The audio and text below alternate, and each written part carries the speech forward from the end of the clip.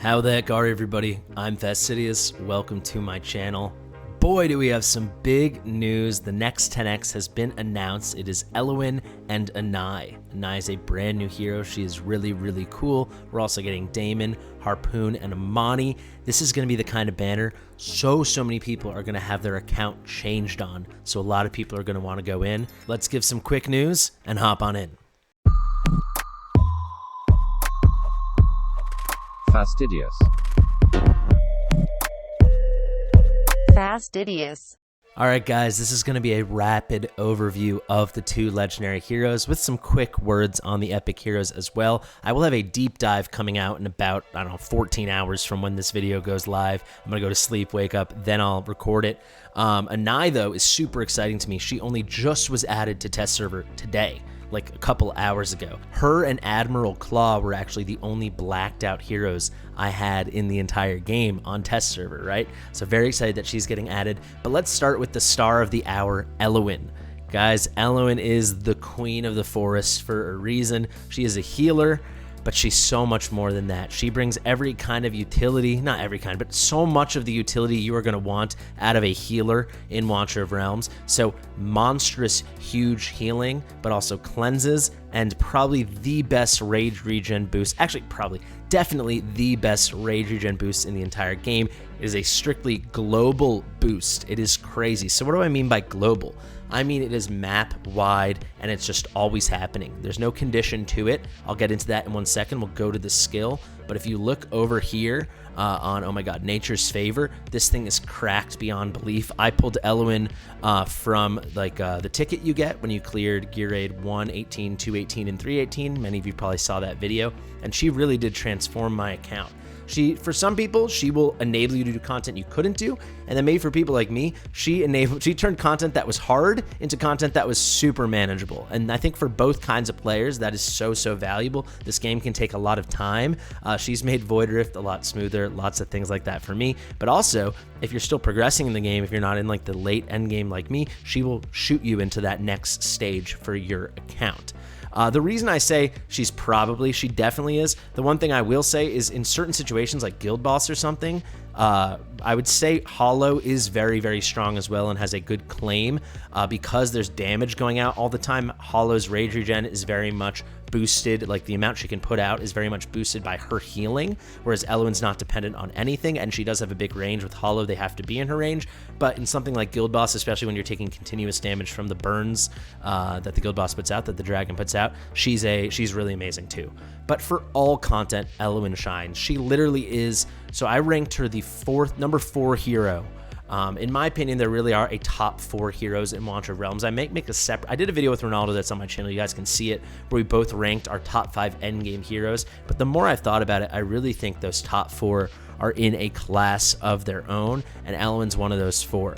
So what she got in her kit, she's got a multi-target attack-based heal. It's 3 allies in range. The one knock against Elowyn that I will say, I don't love her range. So if you look max promo, it's the same as like mid-on. If you know her, it's 2x3 tiles in front of her, a tile to either side, and then 3x1 tiles, just 3 tiles behind her, right? It's okay. I don't love it. But if she had a range like Vortex or Hollow or Gwendolyn, she's already kind of broken. She would be supremely broken. This is really nice. They don't list, I mean, Moonton, again, if you're watching, why don't you just tell us what the healing multipliers actually are? But she can get booster healing multipliers, and without a doubt, just from testing, she has a very strong healing multiplier, especially for a multi-target healer. Basically, in this game, you have 3 types of healers. You have like a straight up AoE healer. Then you have a multi-target healer, that's like Elowyn, so it's not like everyone in the area, not a full area of effect, but it's, multiple targets. That kind of explains itself. And then you have single target healers, right? So that'd be like Vortex, who is like, or Hollow, very strong single target heals. So with Elowyn, it's a really nice, and she's got very strong multipliers. If you can watch the video as well, Ronaldo's kind of gushing over how strong her heals are, and she probably does have the strongest attack-based heals in the entire game. The ultimate is so cool because it's such a nice heal. It does basically like a heal over time. So she does kind of like an area effect where she starts healing everybody in that area continuously, and it is very strong. You've probably seen the animation before with the bed of flowers coming up, but it's really cool. It also has a full dispel of all debuffs for all allies. The only other hero in the entire game that has a full AoE Dispel debuffs is going to be Midon. If you want a fun fact, there's only a third hero in the entire game that has a Dispel, and that's going to be Aaron, a rare hero, but that's a single target Dispel. I think with Condition and with skill up, it can be 2 heroes, but it's not like Midon or Elowyn with a full cleanse, if you will.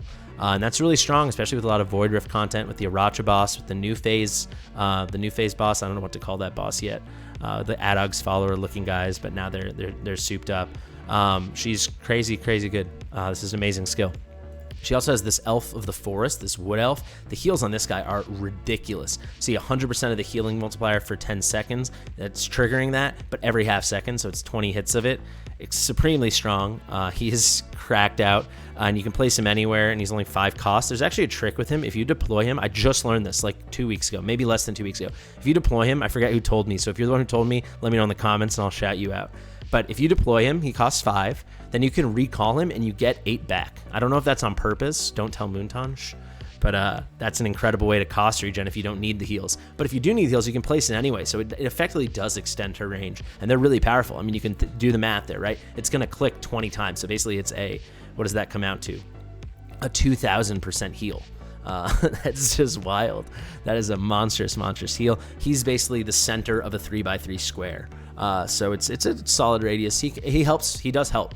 But this is what it's all about with Elowyn. I mean, the whole kit's good. Nature's Favor restores rage every 5 seconds to all allies anywhere on the map. It just happens. It's an auto passive. Anywhere on the map, 1% of their rage cap, but it gets so much better. You can get this down to 3 seconds and 3% of their rage cap. So you can just think every 9 seconds, you're doing 9%, right? How good is that, right? So every 33 seconds, basically half a minute, every 33 seconds, you would fill rage caps by 33%. So essentially every half minute, you're filling every ally on the floor's rage cap by a third. It is, however strong you think it is, once you actually use it.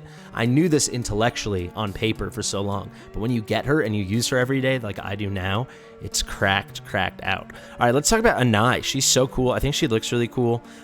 Maybe it looks a little epic-y, I think. If you ever hear me say that, I just think it could be a little more glorious. I also feel like she's got this Egyptian vibe, so it's weird that she's not in the same faction as Comet. Like she's got this kind of Pharaoh-esque kind of thing going on. But Anai's super strong, really unique. I haven't tested her, right? She just got added to test server. I obviously will test her really, really soon. Her whole kit is built around burning. And the burning she puts out is so much. There's no other way to describe it. So she's got a standard burning, a 5-second burning, dealing 20% magic damage per second. I say standard because Arrogance, for example, has a 7-second burning, but that's super rare. I actually don't know if any other heroes in the game have that. But she's got the standard one, just like Zealot or something like that. And she's Infernal, so she's really going to be a guild boss hero for a lot of stuff. She probably will have other uses people will find, but right now, to me, when I read it, she jumps off the page as a guild boss hero because she's Infernal, and you're going to see. Basic attack is a 20% chance of inflicting burning on the target. The hero deals 15% more damage to targets inflicted with burning. You will see anything with single target like Guild Boss, there's no doubt there will be constant 100% uptime on burning. So this is like a permanent buff. Basic attack, it's normal. You can see it does have that 20% chance from the talent. And now her ultimate. This is kind of confusing, but triggers automatically when there are enemies in range. So as long as there's an enemy in range, it will do it. 600 cost goes down to 500 with skill ups. And it's going to increase damage by 20%. Can go up to 40% with skill ups, dealing 25% damage to one target in range 4 times. And on each hit, right? So then this goes up to 45% damage. On each hit, you were doing a stack of burning, right? So with each of those 4 hits, you're doing 1 stack of burning. So she's doing 4 stacks of burning. What's unique to burning is burning effects from different sources can coexist. So you can have Zealot, you can have Arrogance, you can have anyone you want, Hex, all putting out burning, and she can just keep stacking. And you're going to see with her kit, you want as much burning out as possible. During the effect, continuously refreshes every burning inflicted by the hero. So normally the burning will have a certain number of seconds that it's on, right? You have your duration. Let me click it over here so you can see the duration's 5 seconds. But for these 10 seconds that the ult is up, all of hers will just be like 5 seconds, back to 5 seconds, back to 5 seconds. So it's tremendous. So burning is only doing 20% magic damage per second. So over those 5 seconds, right, 100% magic damage, but she's putting out 4 stacks at 400%. And for that whole 10 seconds, they're all clicking, right? So what you're actually getting is 100% per second for all 10 seconds while that's going on. It could also be more stacks that she put out from her basic and some other stuff you're going to see in a second. So I think it could be real big boy damage. Anyone who's on Forerunner, let me know in the comments, because I know she's already been out on Forerunner for a couple weeks. But it reads very interesting. Every time the burning inflicted by the hero deals damage, there's a 10% chance to regenerate 0.8% rage. This can go up to 1% rage. So basically burning triggers every second. She can have, 4, 5, 6, 7, 8 stacks. Every time that stack triggers, when she's skilled up, you're getting another %. And she already has a low cost ult. So you can have this ult going constantly. Or, very, very high frequency, the ult's going off. And keep in mind, when the ult goes off, she refreshes the burning, it rinses and repeats, and she gets higher and higher and higher stacks of burning. I'm very curious how many stacks she could build. She really jumps off the page as a guild boss hero. And then moreover, for every one burning on the target, and it's important, it's not burnings placed by her, but burning on the target, it's going to increase attack by 1% and crit damage by 3%, stacking up to 7 times. So very easily, you will have seven stacks, right? Like very easily. Like she's doing 4 from her basic attack. She's probably going to give 1 or 2 more. If she's going really fast, it could be even more than that. So she can probably account for at least, let's say she can account for 5. Then you just need to bring 1 other burn hero, like 2 other burn heroes, and then you're guaranteed those 7 stacks. So pretty cool, right? So you can go 1%, but it goes up to 3%, so that's a 21% attack boost when skilled up. And then here 3% crit damage goes up to 5%, so that's a 35% crit damage boost. I'm very curious. I think she could be really good. And keep in mind, Infernal, right? So the guild boss faction. She's very cool. I did say I wanted to touch on the epics. Again, I'll break these guys down way further. I'm going to do a full deep dive after I get a night's sleep. I realize I'm kind of going long right now, but you can tell I'm excited about these heroes. The first two I'd have to mention are Daemon and Harpoon. This is 1/2. These two make up 1/2 of the Abomination fusion. So to many people that have been playing for a while, you have either pulled Abomination, maybe pulled him several times. I've pulled him twice, and you've probably fused him if you've been playing long enough. But for newer players, a lot of people are like, it took me a while to get Harpoon. A lot of people, I know people are chasing Daemon, or, who are the other ones? It's Vortex, and then Theowin's easy, right? Because Theowin is fusible. But people will be chasing these. Vortex is a super high drop rate. But a lot of people, the two heroes people tend to be missing are Daemon or Harpoon, because they're not fusible. And obviously Vortex has like the highest drop rate of any epic in the game. So this is like kind of an Abomination pulling as well. So for new players, this is like, you got to go for it. Anyone without Elowyn has to go for it as well. And if you're like me, I will go lightly on this banner just because I'm interested in Anai, but I won't cry either way, but it would be very fun to get her. And then Amani, the first 6-star I ever made on my account. Amani's really, really good. If you have Amani and you want to use her, she really shines as a whole new hero at A5. She definitely needs A3, this minus 25-second revival time, to do the kind of tactical nuke strategy with Amani. She has very high base attack for an epic, 3,700, and she's got very, very high multipliers that come out of her kit. She's got this insta-deploy with the increase to attack, crit rate, and crit damage. This can hold, and then you can pick her up, redeploy her if you got A3. This is really good when she gets her big attack speed boost. She gets a big damage dealt boost.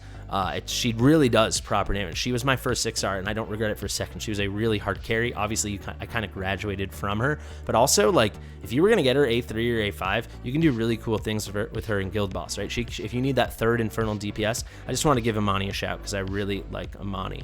But there you go. We'll just end with a picture of Elowyn. I went kind of long, but this is the kind of banner I'm excited about because not even for me, I just think this is the kind of banner a lot of people could really improve their account with.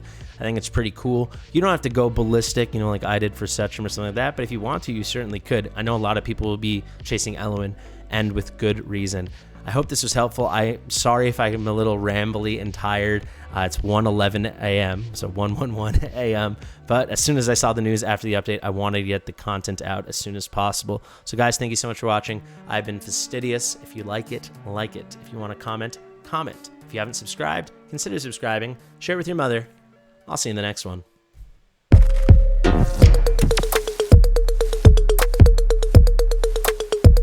Fastidious.